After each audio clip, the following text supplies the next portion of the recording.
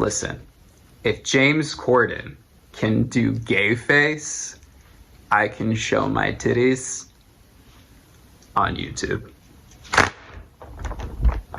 Something about James Corden singing the lyrics, make it fierce, doesn't sit right with me.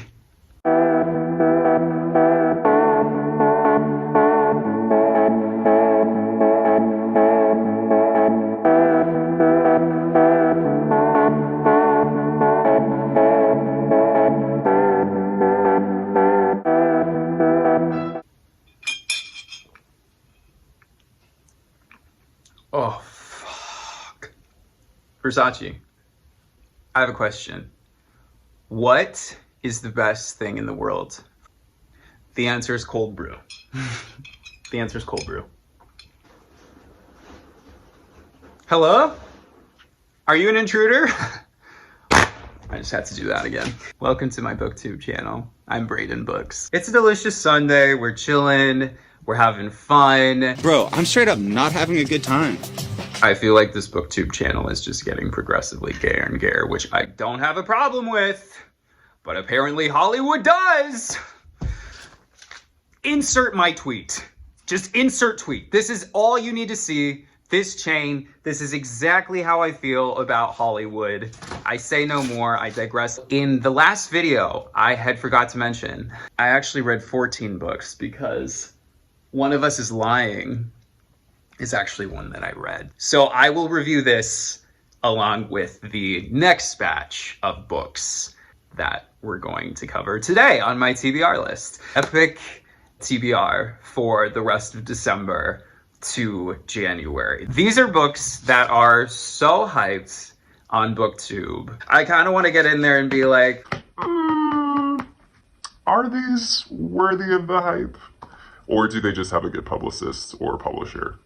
Tea. yes. Before we get into the TBR though, this video is actually sponsored by Meryl Streep's wig in Netflix's The Prom.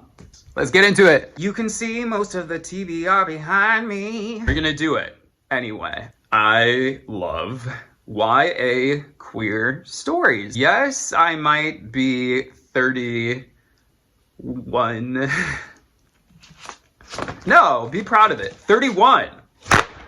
I just love it. Dun, dun, dun. Number 1 on my TBR is I Wish You All the Best by Mason Deaver. The tagline for this is, in just 3 words, I am non-binary, but that's all it takes to change everything. I have heard nothing but exceptional reviews for this. I am expanding my stories even within the queer genre, and I love that because it seems like, as you're gonna see, more parts of the queer community that are being explored in YA books, which makes me just so excited. Let me read more of the blurb so you're a little more in tune to it. After coming out to their parents as non-binary, Ben DeBacker is thrown out of their house. Why am I smiling? This is sad. We have to retake this. So after coming out to their parents as non-binary, Ben DeBacker. Why does that sound like almost like a drag queen name, or like it's supposed to be like a dirty word? Ben DeBacker. Like bend her backwards? I don't know.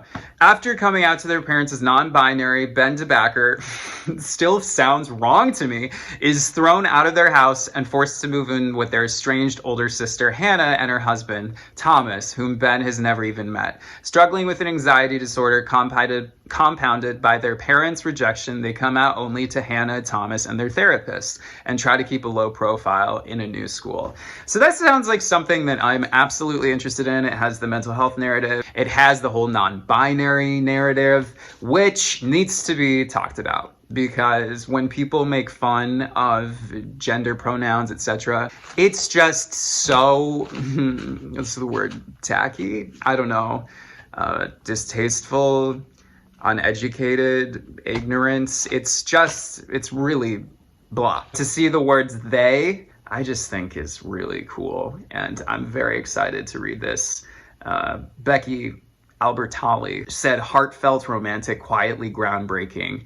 This book will save lives. Damn. This book is Christina Yang, y'all. Shut up! Dance it out. I was in the bookstore with my friends. I was kind of walking her around. So I was telling her about all the new books that BookTube has been talking about. And I pointed to this one, The Black Flamingo by Dean Atta, because I'd heard it was written in verse.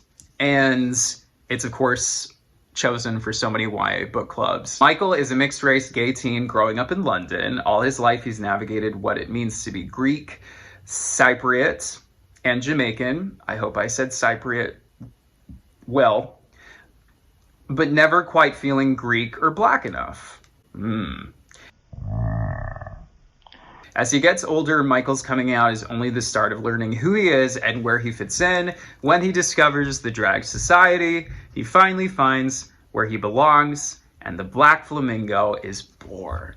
Told with raw honesty, insight, and lyricism, this debut from acclaimed poet Dean Atta explores the layers of identity that make us who we are and allow us to shine. And it's a flamingo, which I always love because I'm super tall and I always joke that I have long flamingo legs. This book was special because my friend Stephanie, she bought it for me and she was like, Merry Christmas. So this book is just gonna mean so much to me. It also took home the Stonewall Book Award.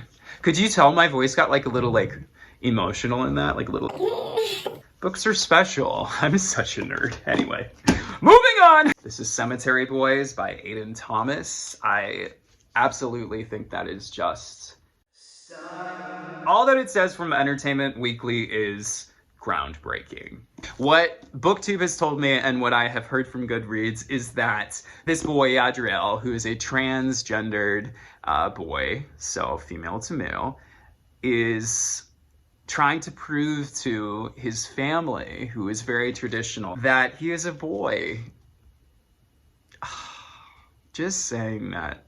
Oh man, BookTube, you guys are gonna see I'm a big old softie. I'm such a empath. That is just... and so he summons basically the spirit who was an out gay kid, I believe. I don't know, it could be terribly wrong. Don't come for me. But yeah, he just happens to be a very hot out gay kid. So it's just going to be great and gay and deal with the Day of the Dead and educate me on the Hispanic culture and be super cute and...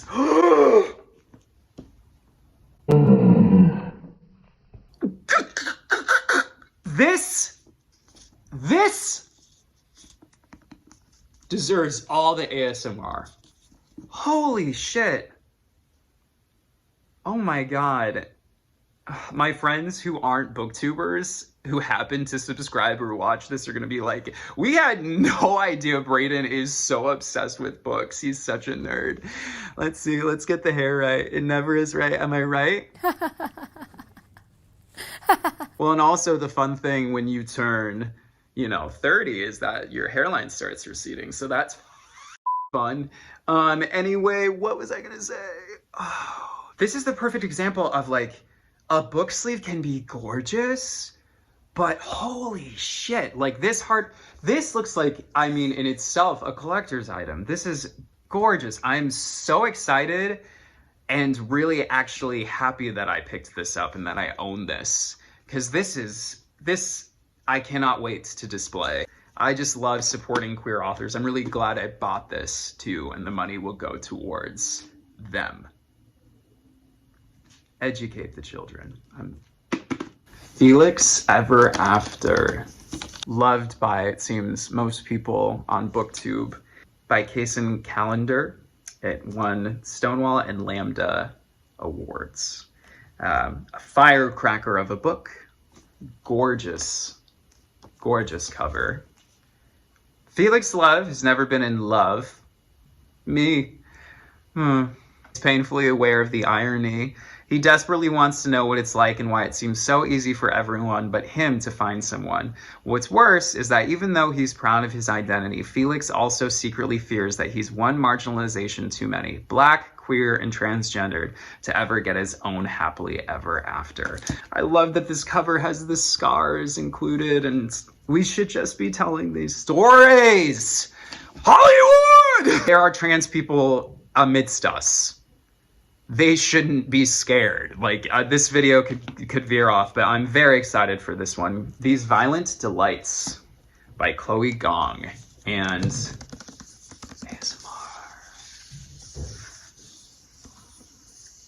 These Violent Delights. I have heard nothing but good things about this. In fact, I've heard so much about this book by Chloe Gong, who, work bitch. Yeah, she's kind of fierce as hell. This is her debut novel too, I believe. Wow. She looks like she went to Juilliard. She could punch me in the face, do a batma, and I would be happy. Her take on Romeo and Juliet in the 1920s Shanghai, and it's gonna be fun. A blood feud between two gangs. There we have it. For this YA mostly queer TBR. I was gonna do more, but something tells me I'm not gonna be able to finish more than 2, 4, 5, the 5 books that are here. Thumbnail. We love to see the confidence. Something tells me that I won't be able to read more in like 2 weeks with the Poppy War series, which also loving. I think I'm gonna keep it to these 5, which I'm very excited to read. I have about 2 weeks to finish them. I think that's totally manageable. Okay, well, pop off, sis. I hate that. The books that I'm holding out on are adult fiction and all incredibly hyped. They're also very depressing, so that's the theme, and you might be able to, oh my god, I'm totally giving it away anyway. Well, it's back there, you can see it. Well, yes, there we go. We can talk about it in depth later, but am I reading A Little Life soon? Spoiler! You dumb bitch.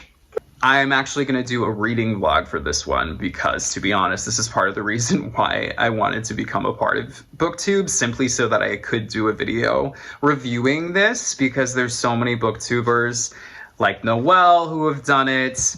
Wow, I'm just obsessed with her, aren't I? A Little Life. AKA Hanya Yanagihara said, I'm gonna make you cry, and you're gonna hate it.